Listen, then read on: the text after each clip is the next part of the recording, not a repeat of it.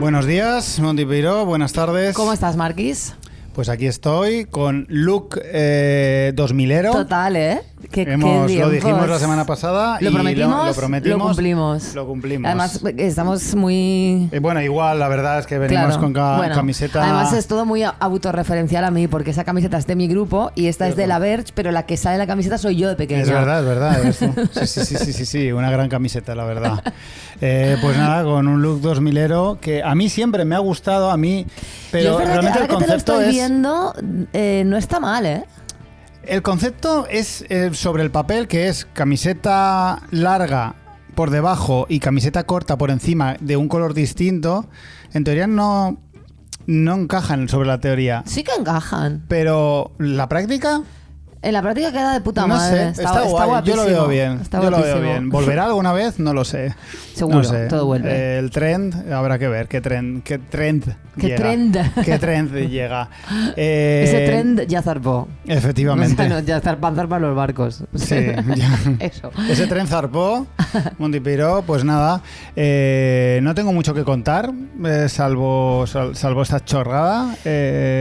Yo tampoco, excepto que ya he terminado los exámenes. Muy bien, y que enhorabuena. El próximo 19 de febrero bien en recordarlo. Estamos en el SOCU en Benimaclet. Nos acompaña Claudia Oviedo, que es una Sí. activista trans, y hablaremos obviamente de estos temas, pero también de muchos otros. Sí. Y eso, a partir de las 8, SOCU, Benimaclet, calle Barón de San Petrillo, el antiguo musical.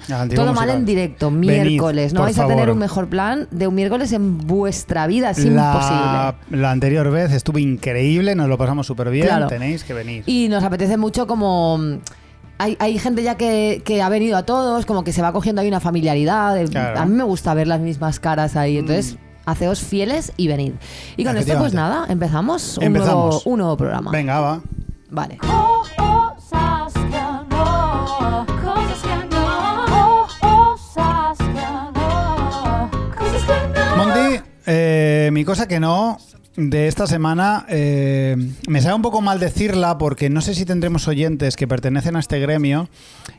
Probablemente sí, porque hay unos cuantos, pero me sabe mal porque no quiero que se entienda que lo odio ni nada, o que menosprecio. Lo que a continuación voy a despreciarlo, ¿no? Pero no quiero que se desprecie. Lo que quiero decir, quieres despreciar y que no se sientan despreciados. no que se entienda como, Todo no puede ser. como un desprecio. Pero he de decir que me dan igual los beatboxers. Bueno... no puedo evitarlo. O sea, es una cosa, y eso que he trabajado para algunos, he trabajado para el campeonato de España de tal, haciendo fotos. Bueno, entonces también podemos decir de que hablas con conocimiento de causa. Es como que es curioso ver a alguien hacer ruidos con la boca y la garganta y hacer y esas cosas. Es muy difícil, lo encuentro de una habilidad absolutamente increíble, pero al mismo tiempo es que no le veo la gracia. A ver, es verdad que más allá de la exhibición así y tal, tampoco están haciendo mucha carrera, ¿no? O sea, ¿no hay grupos famosos que tienen big boxers o sí? Yo Creo no que conozco. sí, hay gente que sí que intenta hacer cositas, y los muy buenos sí que es verdad que, A ver, que hacen cosas interesantes, porque a mí básicamente... me parece increíble lo que hacen, pero es verdad que luego en la aplicación práctica, más allá del wow, Ya. tampoco... Creo que les pasa mucho eso, que más allá de ahí se quedan un poco... Bueno, aparte del campeonato de beatboxing, ¿qué más podemos hacer, Ya, no? ya. Y es un poco les pasa, o sea, ¿quién hace carrera? Pues el que está en el programa de Broncano. Bueno, pero porque Grison hace muchas más cosas. Claro, pero... No sé, no quiero que nadie se sienta mal, me sabe mal, pero, No, está pero bien, he venido bien. aquí a abrir un poco mi esto, y es que me quedo igual, es que me da bastante igual, Está bien pobrecitos, que te den pobrecitos. igual, no pasa pero nada. que seguir A ellos haciéndolo, también les das igual, tú, seguir haciéndolo. está La bien. gente juega a fútbol y hay gente que juega muy bien a fútbol y también me da Claro. igual. Hay un montón de No, cosas desde luego la que gente, me dan igual. la gente no va a dejar de hacer cosas porque a ti te den igual. Ya, te eso es quiero verdad, decir, o sea, está todo bien. es A verdad. ellos les das igual tú, a ti te dan igual ellos, todo está en orden. O Está sea, bien. imagínate lo que es hacer un podcast, lo igual que da. Claro. Claro. O sea, Claro, pasa nada. pues que me hagan unos ritmos para criticar mi Unos podcast. beefs, que te tiren unos beefs y Sí. unas barras criticándote. Y a San Calvo de mierda. Cosas que sí. Yo esta semana, Marcos, no tenía cosas que no, porque yo esta Vale. semana Básicamente he estado obsesionada con dos cosas. Vale. Una es la criminología, como ya sabes, estoy completamente living. Y la otra es Carles Porta. Cosas Carles que Porta, sí. hombre. Carles Porta. Yo de verdad me llego a plantear si a lo mejor incluso me gusta esta persona. O sea, es posible que yo tenga un crush con Carles Porta. He visto la serie de Thor, que los que seáis catalano-parlantes lo podéis encontrar en la app de TV3, que es 3Cat. Es una serie de 8 capítulos sobre la montaña de Thor. Es que es muy difícil de explicar esto y a la vez es que es muy Una fascinante. montaña, Es una montaña y un pequeño pueblo con solo 13 casas, Vale. donde hay 3 muertos. Y Vale. es un retrato de... Porque la gente que somos de pueblo, a mí a veces me raya un poco y me jode un poco cuando la gente romantiza en exceso lo rural, Ya. que está muy bien, pero las cosas no son blancas y negras. Es decir, lo rural tiene muchos claroscuros y en esta serie es como una mirada a todo lo jodido que hay en un pueblo muy pequeño, a la miseria, las peleas, la desconfianza. Son cada uno de los personajes que son personas reales. ¿A cuál más fascinante? O sea, es una historia loquísima, pero... Más allá de Thor, yo lo que vengo a reivindicar es a Carles Porta. Me gusta muchísimo esta persona, me encanta cómo cuenta las historias, cómo se implica. Me gusta Carles Porta, creo. Ya, bueno, está bien. O sea, pero está me bien. gusta, quiero que sea mi novio, a lo mejor. ¿Quieres que sea tu novio? Sí, me he enamorado de Carles Porta. Por favor, si alguien lo conoce, decídselo. Yo qué sé. No creo que sea muy inaccesible. Bueno, sí, ahora es una estrella. Es una absoluta. superestrella, claro. Sí, es una superestrella, Pero es que ¿verdad? me tiene algo, o sea, hay algo tan fascinante para mí, tan cautivador en la gente que sabe contar historias. Ya. Es que no hay nada que me guste más que la gente que sabe contar historias. Tú plántate delante de Carles Porta Y y le le pido, dices, Carles, Carles, yo te quiero quiero. quiero Yo te quiero. que Yo me le quiero- des luz a mi foscor. Quiero que le pases yo para Mafusco. Sí. Yo de verdad estoy... No, pero fuera un poco de coñas, de verdad, a mí me conecta muchísimo. Me he dado cuenta, además, esta semana reflexionaba sobre el volver a la universidad y el volver a conectar con algo que me apasiona. Ujú. Me he dado cuenta de lo importante que es para mí estar conectada a leer cosas que me vuelven loca, Ujú. que me encantan. Y a leer, a leer o a ver documentales o ver películas o lo que sea. Me refiero a conectarme con que me cuenten historias, ya sea que me cuenten algo que es real o que me cuenten historias de ficción, que a mí me guste y que me atrape. Y me he dado cuenta de que no se me tiene que olvidar nunca que eso es lo que a mí me mantiene muy unida a la pasión, a las ganas, a la ansia, ¿no? A obsesionarme. Yo me obsesiono con Thor y yo me veo el documental, los 25 capítulos del podcast, que me los he escuchado en 3 días, me he visto todas las entrevistas, todos los making of, y a mí eso, de verdad, que es lo que Te me da la hace vida. estar súper feliz. O sea, la felicidad para mí tiene mucho que ver con eso. Y tiene que ver con que la gente que dedica su vida a contar historias, tío. Y Carles Porta, para mí, es una persona que sabe muy bien contar historias, tiene una sensibilidad que me encanta y, bueno, pues eso. Quería reivindicar a Carles Porta. Estupendo, gracias. Claro, habrá muchos Carles oyentes Porta. nuestros que igual no lo conocen, pero bueno, Crims, que es la serie, bueno, es un periodista con una trayectoria larguísima, ha escrito libros también, pero Crims es lo que le hizo más popular, es un programa de la tele catalana, pero ya ha dado el salto a Netflix, está Crímenes, o sea que lo podéis conocer. Carlos Porta, te quiero muchísimo. La turra emocional. Monty, pero Marcos Bañó. pregunta. ¿Qué tienen en común Elon Musk, Donald Trump, Cristiano Ronaldo, el Chocas, Pablo Motos, Isabel Díaz Ayuso, Milei, Rubiales y un niño de 3 años? Bueno, no lo sé. Probablemente varias cosas, pero la que me interesa particularmente hoy es que ninguno de ellos sabe ganar. Vaya. Saber ganar, concepto mucho más antiguo, aunque pueda resultar difícil de creer, que el programa de Jordi Hurtado. Mucho más antiguo incluso que el propio Jordi Hurtado. Efectivamente. Lo que nos retrotrae a lo mejor al Paleolítico. Es un espíritu competitivo basado en el respeto al rival que incentiva que una vez nos alzamos con la victoria y ya ha quedado ratificada nuestra valía, no usamos la misma para abusar de los perdedores, de los, en teoría, menos valiosos. Ajá. Es una virtud que desde siempre ha estado considerada un pilar de convivencia, pues la sociedad se compone de vencedores y vencidos, y la vida sigue después de las batallas. Desde siempre, la imagen de un ganador impecable es aquel que tiene siempre un gesto de reconocimiento al vencido, algo que le coloca como ganador no solo en el plano competitivo, sino también en el moral.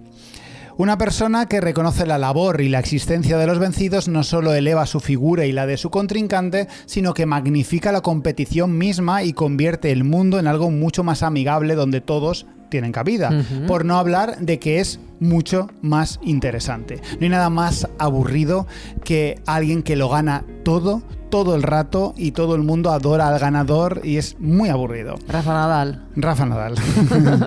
El concepto saber ganar, recuerdo cristalinamente aprenderlo de mi padre cuando yo tenía menos de 10 años. Uno de esos recuerdos sueltos que tienes que marcan tu personalidad y te acompañan siempre y no se te olvidarán nunca, da igual lo que ocurra después. Estábamos en el cauce del río Turia, un domingo soleado jugando a las cartas, que era un juego extraño que nunca se lo he visto jugar a nadie más. Se llamaba 1000 kilómetros y se basaba en tirarte cartas para avanzar distancia y tirarle cartas a tus contrincantes para frenarlos. Ah, mira, ni idea. Y el objetivo claramente era alcanzar los 1000 kilómetros. Obviamente mi padre jugaba mejor que yo, que no me caracterizaba por mi rol de estratega a los 8 o 9 años, pero ese día, no sé, decidió dejarme ganar una partida. O gané por pura chiripa, no lo sé. El caso es que tras ganar lo celebré a lo grande. No recuerdo muy bien qué hice, pero sí recuerdo gritar soy el mejor, Te imagino perfectamente. Mi padre, que tampoco se mueve cómodo en la derrota, no pudo evitar decirme lo siguiente. Yo pierdo fatal. Fatal. Muy mal. Bueno, con que sepas ganar es suficiente. También te lo Yo digo. ganar sí sé, pero perder no. Hay que saber ganar igual que saber perder. Inmediatamente reduje mi entusiasmo y la culpa cristalizó este evento canónico real en mi vida.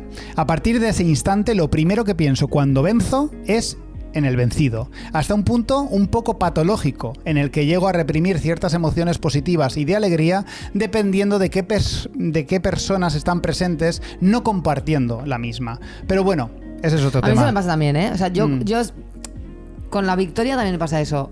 Con la derrota, te digo, me pasan otras cosas. Yo llego a veces...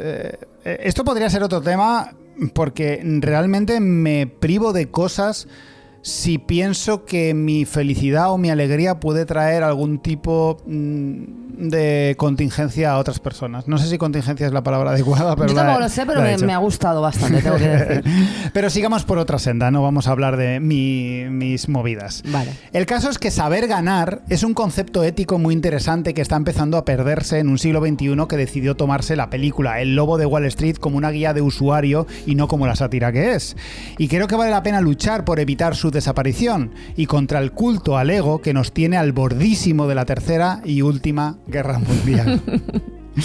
Vivimos, como dicen muchos, rodeados de una generación de cristal, pero no la que muchos piensan, sino un poco la opuesta. La generación de los privilegiados, de los ganadores, de los que supieron jugar al juego del capitalismo o simplemente tuvieron muchísima suerte o una psicopatía para aprovecharse de una situación determinada que ante la amenaza tenue de una reducción testimonial de una fracción de esos privilegios alcanzados, se ponen a montar un circo monumental y a lloriquear para que no se los quiten.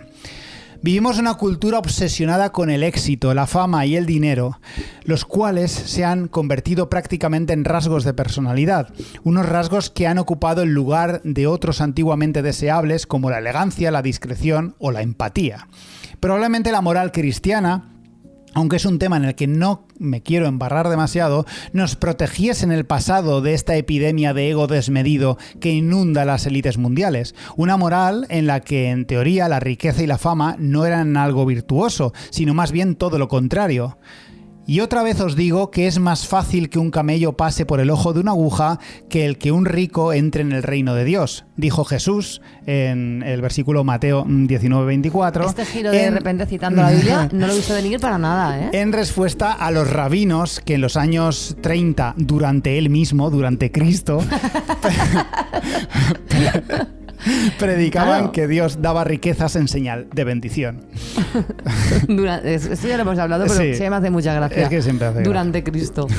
Al parecer, esta idea de hace más de 2000 años se empieza a recuperar, porque desde el cristianismo los ricos no se enorgullecían particularmente de su riqueza, se limitaban a disfrutarla, que no era poco, y quizá lo hacían incluso con culpa muchos de ellos. No lo sé, no he vivido en sus vidas.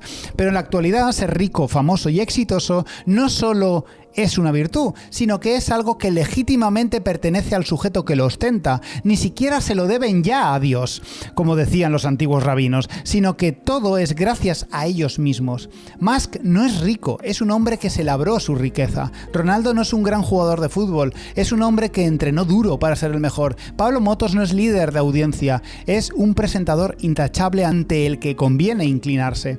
Poco a poco se nos ha ido colando la narrativa de que los ganadores se merecen sus victorias y los perdedores, esto es muy importante, también merecen sus derrotas, por lo que el concepto saber ganar se difumina y el ataque, burla y abuso a los derrotados se ve con buenos ojos. Cada vez es más habitual observar celebraciones obscenas donde el ego no solo no se disimula, sino que se expone en primer plano. Histórica y extendida está entre los más jóvenes esta celebración de Cristiano Ronaldo tras ganar un trofeo al grito de ¡sí! Meme para muchos, referencia para muchos otros. Un gesto animal que resalta la propia figura, con las piernas estiradas, brazos abiertos y rostro agresivo. Más, por su parte, nos regaló el saludo nazi que comentábamos hace 2 semanas, que formaba parte de una celebración de la victoria de Trump y por lo tanto la suya. Su gesto más que nazi, que lo es, era de mensaje a los perdedores: preparaos que vamos a por vosotros. Exactamente lo que tuiteó Milei, presidente argentino, la semana pasada. Zurdos hijos de puta, tiemblen, la libertad avanza. ¡Viva la libertad, carajo! Dios mío. A Musk no le basta ser el hombre más rico del mundo, necesita dejar patente que es poderoso y que la gente a la que no le cae bien va a sufrir las consecuencias. Por lo que sea, esa gente son minorías y colectivos vulnerables. Por lo que sea. Pablo Motos no parece conformarse con haber liderado el programa más visto en la televisión en toda una década. Famosas son ya sus malas artes a la hora de perseguir críticas y amenazar a los que se atreven a toserle. Con lo fácil que sería limitarse a disfrutar de ser el mejor. Claro. Famosa también fue la celebración de Rubiales en el Mundial Femenino de Fútbol que le obligó a dimitir. No era suficiente con ganar muchísimo dinero en corruptelas que se traía en la federación y pese a ello vivir éxitos deportivos. Pese a ello, va y gana el Mundial. Tienes que protagonizar por completo dicha celebración y abrazar y morrear indebidamente a varias futbolistas que no te soportaban.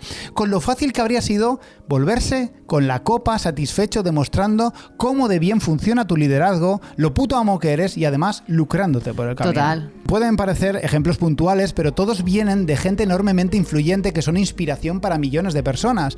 El individualismo por el que nos conduce este turbocapitalismo más en crisis, pero más imparable que nunca, nos está haciendo creer que ser un puto flipado de las pelotas sea sinónimo de éxito en la vida y eso nos está convirtiendo en una comunidad mucho menos amable y solidaria. A nuestros jóvenes les vuelve unos psicópatas en miniatura y a nuestro futuro en algo cada vez más incierto.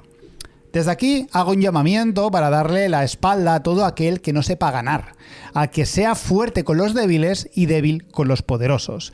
Como ateo, reivindico parte de esa moral cristiana que nos invita a odiar a los putos ricos de mierda y señalarlos como pecadores. Seguramente Jesús no dijo nada de esto, pero me quedo con lo que me interesa. La abundancia, la acumulación, el orgullo de tenerlo es pecado, es ilegítimo, debería ser ilegal. Estás legislando aquí Sí, desde la moral católica. Que estemos ahora mismo admirando a youtubers con pelos estúpidos por aglutinar miles de euros estafados a niños pequeños mientras dicen holy shit, bro, es un plano de la realidad que no quiero habitar. Es hora de recuperar el saber ganar, el ser amable y el ser atento. Esta sociedad necesita admirar bien, admirar a quien lo merece, admirar a quien tiene el corazón puro y la mirada limpia. Hablo de gente de verdad, que lo merezca literalmente, gente bondadosa y digna de elogios, que las hay y a porrillo. Y acabemos con esta soplapollez de patio de colegio que tenemos montada en las élites económicas, pues la época de hemos ganado la copa del meado y los que han perdido se la han bebido siempre fue una cosa de niñatos de los putos cojones. Pues tienes toda razón. La verdad es que no lo había visto así, pero es verdad que vivimos en una época en la que ganar no sirve de nada si no lo ostentas de una manera muy... Tiene que quedar patente. Muy sí. expuesta y que quede muy patente que te sientes mejor y que de hecho eres mejor que los demás, ¿no? Todos estos, hemos hablado mil veces, ¿no? De los coaches estos de Yados y demás, que basan su éxito en hablar de su éxito. Sí. Cuando es de, tío, pues si tan rico eres y tan bien te va la vida, pues vive la vida, chica, yo Ya, qué sé. Porque y déjanos cosas en paz a los déjanos demás. en paz. A mí que me estás contando...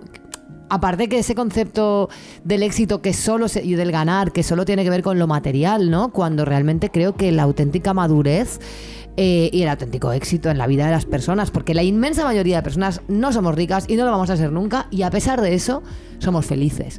Y el verdadero éxito y el verdadero ganar no tiene que ver con vivir pendiente de tu dinero y tal, tiene que ver con estar tranquilo, estar en paz, y eso las personas de 40 años lo sabemos muy bien, y con ser capaz de dormir del tirón. Entonces, no, de verdad te lo digo, Sí. creo esto firmemente. Toda esta ostentación es tan infantil y es tan propia de necesitar validarte a través de que los demás vean y te dejen montar tu pataleta sobre soy el mejor. Sí, es que como ya. A mí todo esto en realidad esta sección nació a raíz del saludo nazi de esto, pero lo llevo arrastrando mucho tiempo porque hay una cosa que me hiere profundamente. Desgraciadamente, como me gusta mucho ver streamers y ver Twitch y todo esto, inevitablemente acabo siempre viendo de refilón muchas cosas infantiles porque se solapan cosas, sí. ¿no? Aunque yo intente ver autores interesantes de mi edad inevitablemente es un mundo muy joven, entonces inevitablemente veo mucha gente haciendo chorradas de niños. Y me mata mucho cómo la gente muy joven imita este tipo de celebraciones y este tipo de gestos de chulería. Sí, pero es que además es insostenible porque toda esa chulería que proviene del éxito material. Porque esta gente no se siente así porque dice, buah, tío, soy el mejor porque soy la hostia de feliz, porque he sanado todas mis heridas, porque no tengo traumas, porque soy empático. No, es dinero, coches y tías buenas, ¿no? Sí. Y de verdad, creer que el éxito está ahí es tan dañino porque para empezar es imposible de alcanzar. Entonces la felicidad, ¿qué mundo más triste si no soñamos con que la felicidad sea algo que esté al alcance de todas las personas? Obviamente hay que hablar del capitalismo, de las condiciones materiales, ¿verdad? Pero ya me entendéis, no quiero simplificar, pero es así. O sea, si creemos que la felicidad es algo que solo está reservada a una élite, hay que derrocar esa felicidad. Total. Que le den a tu felicidad. Total. Y pollas. Original todo mal in the area. Bring you love for all the haters. Ajá. Listen. Movidas interesantes y datos mazo guays para crecer como persona o para fardar. Aprende cosas con Monty en todo mal. Aprende cosas con Monty.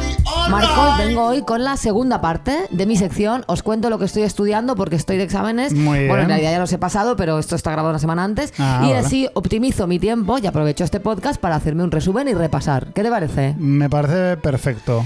Fuera de coñas y de que de verdad es un grandísimo plan que demuestra mi infinita capacidad para optimizar las cosas, Sí.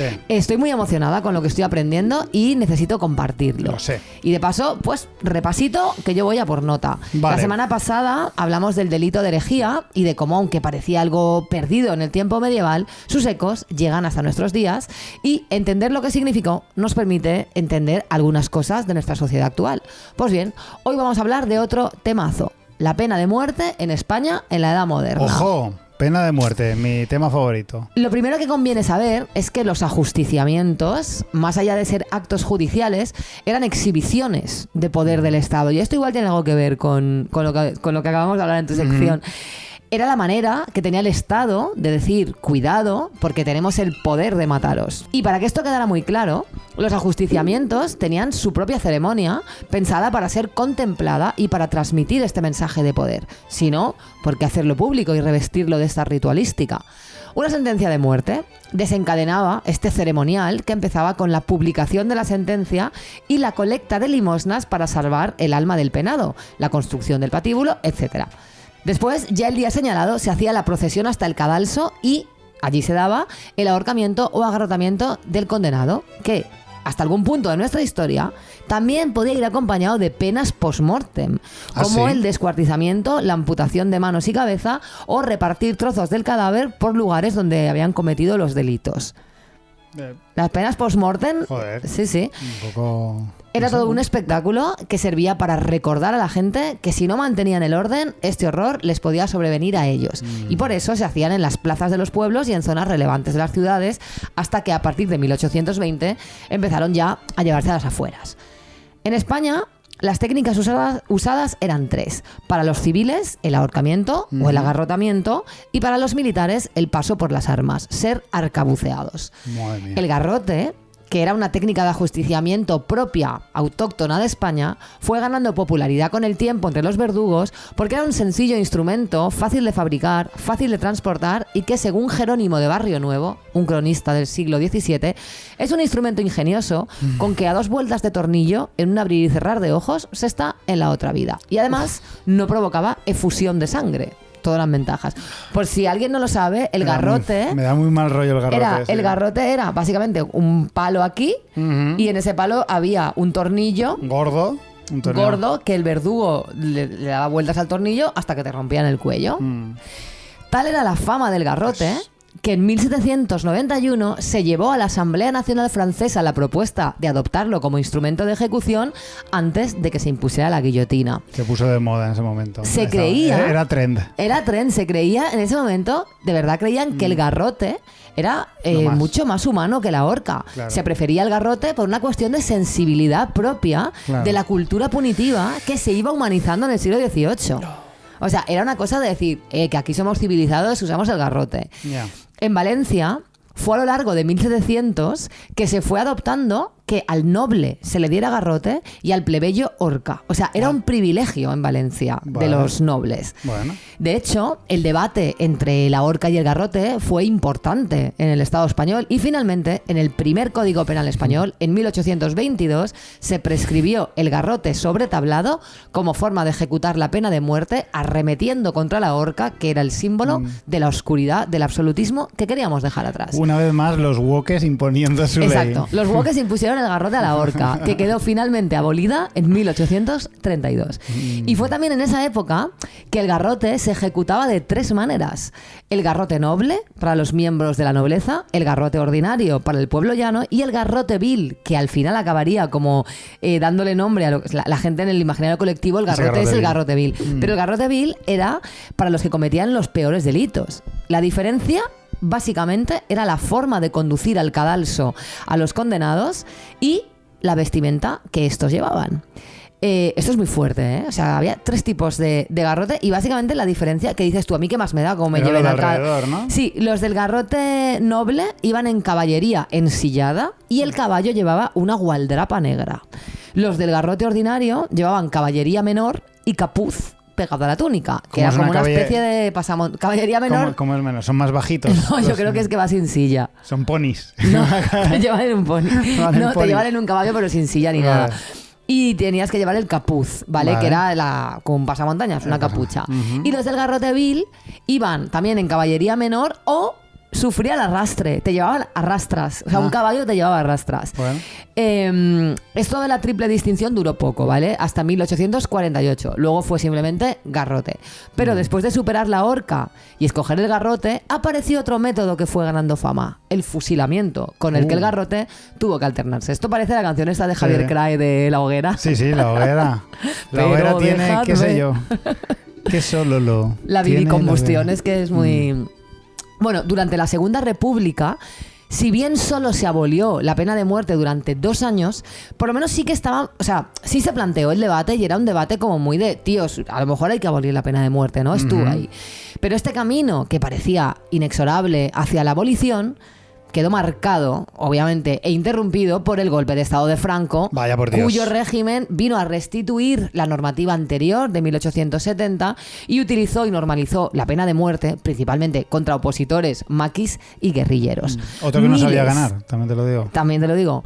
Miles de represaliados fueron sentenciados. Hacia el final de la dictadura, la presión de Europa, lógicamente, era bastante potente para acabar con esos ajusticiamientos, lo que hizo que el régimen no publicitase o encubriese incluso, pues esto, ¿no? Porque ya en Europa decían, oye, una cosita, esto de que estéis matando a la gente así y tal, esto a lo mejor no está bien. Y Franco, No está. ahora vamos a los huevos. Bueno, el último preso político que fue agarrotado por el franquismo fue Salvador Puig Antich, un anarquista al que acusaron de matar a un policía en una manifestación, y esto fue en 1974. Es que 74. fue, de verdad, hace muy poco de esto. Y luego, en el 75, se fusiló a 3 acusados de pertenencia al FRAP, al Front Revolucionari Antifeixista y Patriota, y a 2 de pertenencia a ETA. Es muy fuerte Muy fuerte. el tema, de verdad, que el tema del garrote, es que no entiendo nada. O sea, A ver, puedo entender la lógica macabra que hay detrás en el sentido de si te puedo desnucar rápidamente, porque sí que es cierto que el tema es que me pone de los putos nervios porque me entra algo por el cuello al pensarlo, pero sí que es cierto que si tú encuentras el tope y das un último... Porque la idea es encontrar el tope con el tornillo gordo, claro. y una vez ya hace tope, entonces le das la vuelta jodida. Sí, pero yo he leído que luego en la práctica muchas veces los tornillos No estaban salía bien. oxidados, no salía bien, las muertes duraban mucho rato, había Claro. muchísimo sufrimiento. Porque matar a un ser humano no es tan fácil. Ya. El ser humano es muy fuerte. Sí. De hecho, está diseñado para sobrevivir. Sí. Y no hay una buena pena de muerte. O sea, no hay una No. buena pena de muerte porque esto entraña muchos riesgos para... Pero el para el garrote, o sea, porque sufrimiento. al final, como diseñar ahí un armatoste... Ya, pero es que no, veo, para... no veo nada claro esto, ¿eh? Para las cosas malas, el ser humano también le echa muchísima imaginación. Sí, de hecho es que Está. vuelvo a la canción de Javier Crae, ¿no? La cantidad de métodos que sean... Yo tengo que Muchísimo. decir que yo ¿Tú qué prefieres? soy de la guillotina. A ver, la guillotina tiene como esas connotaciones interesantes por la Revolución Francesa y todo eso, pero Claro, está muy romantizada, pero también es verdad que la guillotina como método... a mí me parece honesta en cuanto que es tan violenta como violento es matar a alguien. Claro. Es decir, si estás buscando como sistemas bondadosos para matar a alguien cuando le estás quitando la vida, Claro. le estás arrebatando la vida a una persona, al menos la guillotina no está disimulando esa violencia. Claro. Le estás cortando la puta cabeza y sale sangre a chorros que salpica a los que están primero Claro. por las arterias y por toda esa movida. Claro, no quería Pero- entrar tanto en el debate, ¿eh? Porque obviamente debatir sobre la pena de muerte es como, bueno, estamos en 2025, yo qué sé. Ujú. Quería simplemente hacer esta historia un poco de la Ujú. pena de muerte en España, pero claro, es inevitable pensar que el Estado... Es como esta gente que está todo el día con el móvil y luego dices que mis hijos están todo el día con el móvil. Sí. Bueno, pues el Estado, si tú estás diciendo que matar está tan mal, Claro, está tan mal que si matas te mato, ¿no? claro. Me parece una cosa tan rara, tan extraña, que exista la pena de muerte en algunos países. Sí. O sea, que se siga matando a la gente. Que la legalidad contemple el hecho de que el Estado tenga derecho a quitarte la vida. Claro. Y también es un poco raro que normalmente venga siempre la defensa de la pena de muerte venga de mentes conservadoras que odian el Estado. Y a la vez Pero- que suelen ser católicas, ¿no? Sí, Y- además, sí. Claro, religiosas, no lo sé. A mí me pone esto los pelos de punta y sigo creyendo que en realidad, claro, que la pena de muerte tiene mucho que ver con aprovechar la coyuntura de que alguien cometa pues una serie de un crimen horrible o lo que sea para demostrar, para sacar músculo, para demostrar poder, Claro. ¿no? Al final Sí, es sí. un elemento, porque aunque hoy en día obviamente no se hagan en las plazas públicas, pero sabemos que existe. Claro, Y Yo no sé cuándo nació, obviamente, porque desde siempre yo me imagino que desde que hay escritos de historia habrá pena de muerte. Sí, desde los albores, Claro. los reyes y los señores feudales y tal han Pero me imagino ajusticiado. que es un poco de cajón en el sentido de que toda líder que pretende en épocas pretéritas imponer un orden, una de las primeras cosas que piensas es en el castigo al que se sale de ese orden. Primero se aprende a maltratar a los enemigos, ¿no? O sea, poner cabezas en picas Claro. para que el enemigo sepa el poderío, pues con nosotros, los nuestros también lo hacemos para Claro. que aprendan. Pues esto es. Una movida, Monty La Python, semana la que pena de viene muerte. seguimos con la Perfecto, historia. pues esperamos ansiosos.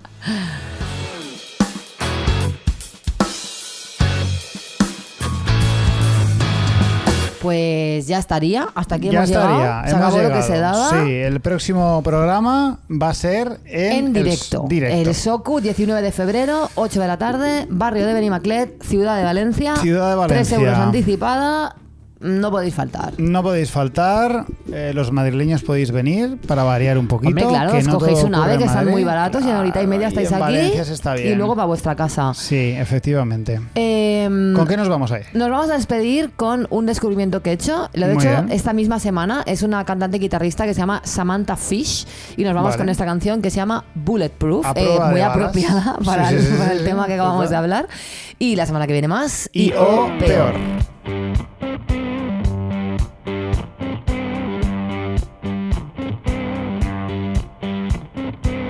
Yeah, I'm a train, sit on a stage, not show my rage for you.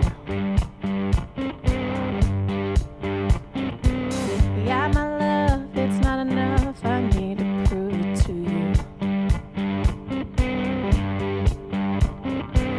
What's the difference, what's the difference, what's the difference in me now? I can change, I can change, I can change, and tell me how.